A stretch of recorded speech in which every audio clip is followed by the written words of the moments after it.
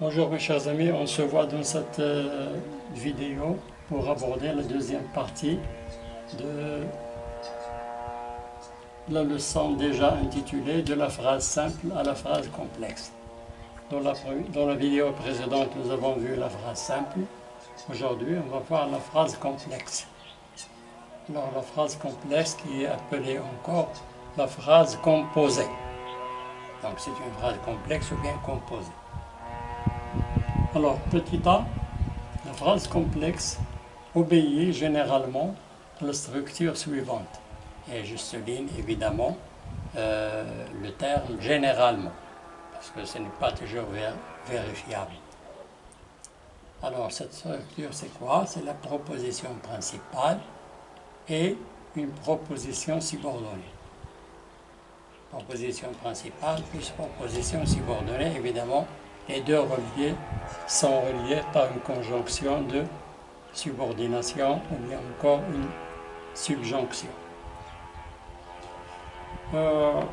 Dans ces exemples suivants, je vais vous montrer comment on passe d'une phrase simple à une phrase complexe.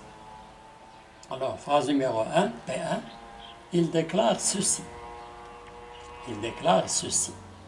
Ou bien encore, il déclare quelque chose. Alors le sujet il, le verbe déclarer, ceci ou bien quelque chose, complément d'objet direct. Phrase numéro 2, P2, vous avez la tempête a fait des ravages. Le sujet la tempête a fait des ravages, go verbal. Vous avez ici verbe et complément d'objet. Alors, je reviens ici, il déclare ceci. Ceci, c'est quoi ceci? Ce quelque chose, c'est ça. La tempête a fait des ravages. Maintenant, qu'est-ce que je vais faire? Je vais relier P1 à P2, c'est-à-dire phrase numéro 1 à la phrase numéro 2, dans une phrase numéro 3, et obtenir alors une proposition subordonnée. Alors, il déclare que la tempête a fait des ravages. Il déclare que la tempête a fait des ravages. Qu'est-ce que j'ai ici? Une proposition principale, il déclare, et une proposition subordonnée qui est que la tempête a fait des ravages. Qu'est-ce que je remarque? Que la proposition subordonnée est liée à la proposition principale par la conjonction de subordination, appelée encore une subjonction. Et cette proposition subordonnée dans cette phrase, ou bien dans cet exemple, a la fonction de complément d'objet du verbe de la principale. Je dis, il déclare quoi? La réponse serait alors, il déclare que la tempête a fait des ravages. Alors, toute cette proposition subordonnée est complément d'objet du verbe déclarer, qui est un verbe de la principale. Voilà. Alors, vous voyez que dans tous les exemples qu'on va voir, je sépare la proposition principale de la proposition subordonnée par ce slash que vous voyez. On va passer maintenant à l'énumération des différentes propositions subordonnées. Alors, cette énumération que vous avez là n'est pas définitive, mais elle diffère selon, si vous voulez, selon des grammairiens. Je vous donne un exemple. Ici, pour les complétives, alors là, nous avons les complétives. D'autres grammairiens parlent de substantives et d'autres encore parlent de conjonctives. Vous voyez bien ce que je veux dire. Alors, personnellement, j'adopte cette distribution. C'est comme ça que je la conçois. Alors, on commence par les complétives. Exemple, je veux qu'il parte immédiatement. Voici la principale, voici la subordonnée, introduite par la conjonction de subordination que. Hein? je veux qu'il parte. Le verbe vouloir, qui est un verbe de volonté, entraîne le subjonctif dans la proposition subordonnée. Sur ce chapitre encore, on peut classer les complétives infinitives. Les complétives infinitives, c'est-à-dire une phrase complexe où la proposition subordonnée est à l'infinitif, au mode infinitif. Dans l'exemple, je veux partir. Je veux partir. Pourquoi ici je me permets d'employer l'infinitif? Parce que le sujet du verbe de la principale est le même que le sujet du verbe de la subordonnée, donc partir. Qui est-ce qui veut? C'est moi. Qui est-ce qui part? C'est moi. Je veux partir. Les interrogatives indirectes. Les interrogatives indirectes. Exemple, je ne sais pas s'il viendra. Je ne sais pas s'il viendra. Alors, principal, subordonné, conjonction de subordination et si. Ça y est. Les relatives. Les propositions, si vous voulez, on dit alors les propositions subordonnées complétives, propositions subordonnées interrogatives indirectes, les propositions subordonnées relatives, les prépositions subordonnées circonstancielles. C'est comme ça qu'on... Vous avez le choix, vous direz les complétives, les interrogatives indirectes, les relatives, les circonstancielles, etc. Alors, les relatives. Exemple, les enfants qui sont fatigués iront se coucher. Les enfants qui sont fatigués iront se coucher. Voilà la principale et la subordonnée. Et là, vous voyez bien que la subordonnée n'est pas introduite par une conjonction que, mais par un pronom relatif qui renvoie à son antécédent. Vous voyez bien la flèche. Je vous ai mis ici un exemple et un exemple là. Alors, les enfants. Alors, le principal, c'est quoi?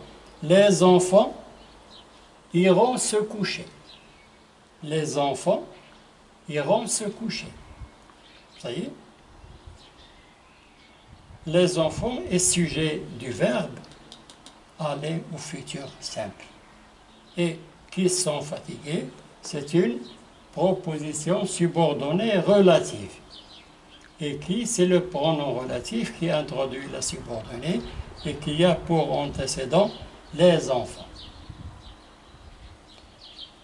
Je voudrais bien parler ici encore de deux points. C'est la relative déterminative ou la relative explicative. Si vous rencontrez par hasard ces deux appellations, ce n'est pas difficile à comprendre. Alors, une relative déterminative, c'est une relative qui est nécessaire ou bien qui donne des informations essentielles de l'antécédent. Sur l'antécédent. De l'antécédent, comme ici. Alors ici, les enfants qui sont fatigués iront se coucher. Ici, c'est une relative déterminative. Pourquoi? Parce que cette proposition donne une information essentielle sur l'antécédent. Alors, je me pose la question. Qui sont les enfants qui iront se coucher? C'est-à-dire seulement et seulement les enfants qui sont fatigués. Les autres qui ne sont pas fatigués, ils n'iront pas se coucher. Voilà le sens de la relative déterminative. Maintenant, la relative explicative. La relative explicative, du point de vue typographique, diffère un petit peu de la relative déterminative par les virgules. Comment ça? Le pronom relatif est toujours séparé de l'antécédent par une virgule. Je vous dirais aussi, les enfants, virgule, qui sont fatigués, virgule, iront se coucher. Dans ce cas, ça y est, dans ce cas, cette proposition subordonnée relative n'est pas essentielle et elle n'ajoute pas un sens à l'antécédent. Comment ça? Voilà, je vous explique. Alors, je vous dirais, les enfants, évidemment, qui sont fatigués, iront se coucher. C'est-à-dire que tous les enfants iront se coucher. Pourquoi? Parce qu'ils sont fatigués. Ce n'est pas comme ici. Seulement les enfants qui sont fatigués qui iront se coucher. Maintenant, les circonstanciels, les propositions subordonnées circonstancielles. Alors, je vous ai mis ici un exemple de circonstanciel au hasard, elles sont bien déterminées. Alors, nous partirons quand vous voudrez. Nous partirons quand vous voudrez. Là, vous avez évidemment, on parle ici d'une temporelle parce qu'il y a l'expression que. Quand. Alors, Quand. Plutôt l'expression quand. Alors, ce chapitre, les circonstanciels, on parle des temporels, c'est-à-dire des propositions subordonnées de temps, les temporels. Les locatives, les propositions subordonnées de lieu. Les causales, les propositions subordonnées de cause. Les consécutives, les propositions subordonnées de conséquences. Les concessives, les propositions subordonnées de concession ou d'opposition. Les hypothétiques, les propositions subordonnées de conditions ou d'hypothèses. Et les comparatives, ce sont les propositions subordonnées de comparaison. Voilà un exemple pour chaque sous-chapitre. Alors, les temporels, rentrant avant qu'il ne fasse nuit. Rentrant, principal, avant qu'il ne fasse nuit, subordonné de temps. Ça y est, voilà, avant que, qui introduit évidemment la subordonnée temporelle. Les locatifs. Regarde le village où je suis né. Regarde le village où je suis né. Alors, regarde le village. Si vous voulez, si je veux passer ici de P1 à P2, je dirais, regarde le village, je suis né dans ce village. P3, je garde le village où je suis né. Alors, où, prenons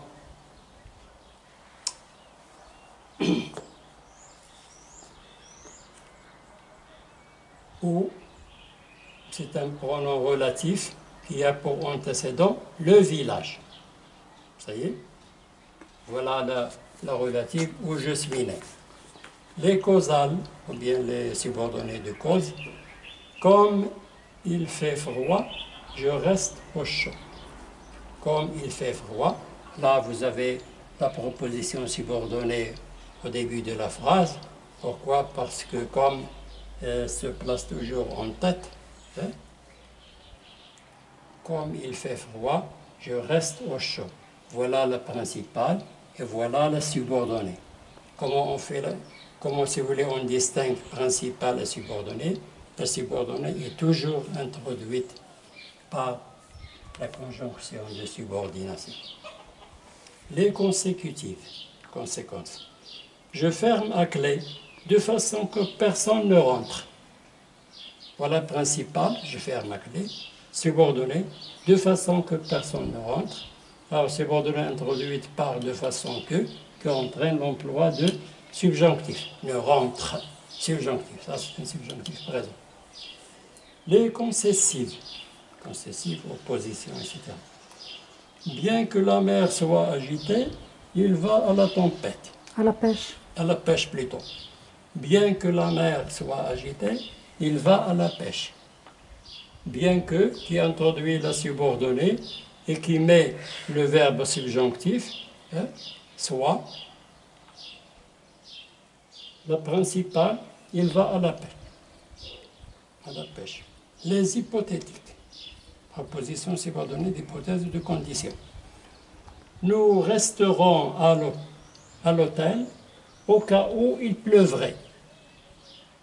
Nous resterons à l'hôtel principal Au cas où il pleuvrait, subordonnée introduite par au cas où, qui implique évidemment l'emploi du conditionnel. Alors, présent de l'indicatif, conditionnel présent. Concordance, hein. Je fais appel à la concordance des temps. On restera en futur simple. Tu vas parler de présent.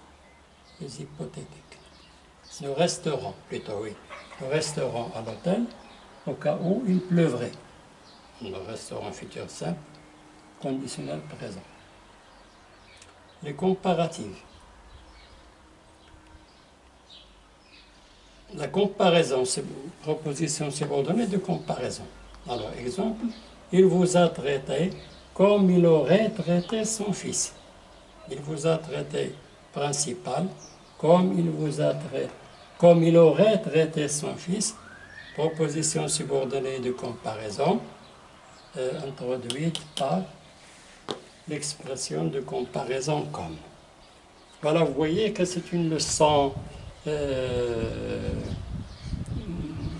dirais, une leçon très complexe, très difficile, que personne ne peut mettre dans un volet de temps de 10-15 minutes. Là, vous avez, si vous voulez, c'est le programme réparti sur toute une année universitaire d'études. Moi, j'essaie de vous donner ici quelques bribes qui vont vous aider à différencier, à faire différence entre une phrase simple, phrase complexe, les différentes circonstancielles, etc. Voilà, on est arrivé à la fin de la vidéo. Je vous dis au revoir et à la prochaine.